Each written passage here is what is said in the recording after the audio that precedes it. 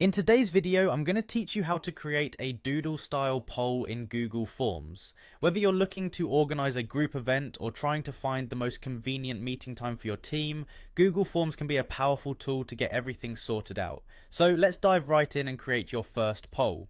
First, we'll start by heading over to Google Drive. If you're not already there, simply open your web browser and navigate to drive.google.com. Once you're logged in, you're ready for the next step.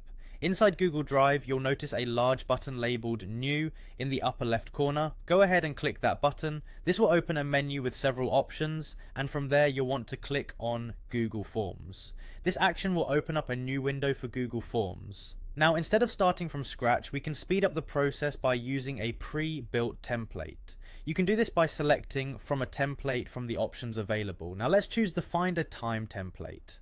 This template is particularly useful if you're trying to coordinate schedules among different individuals. It's already set up with a format that's familiar and easy to understand for respondents. Once the template is open, it's time to give your form a name that represents the purpose of your poll. Click on the text field at the top where it says Untitled Form and give it a meaningful name that will be easily recognizable to your audience.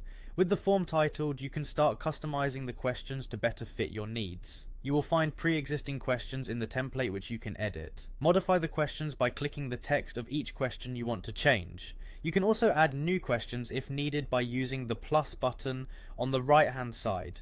Tailor the form to ensure it gathers the information you need.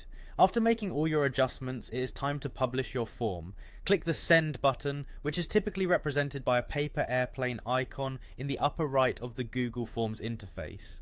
You will then see Publish Settings, where you can choose how you want to share the form. For the simplest sharing method, click on Copy Responder Link, which will allow you to share a link directly with participants. With the link copied, open a new tab and paste the link to preview the form, ensuring that everything looks correct before distributing it to your audience.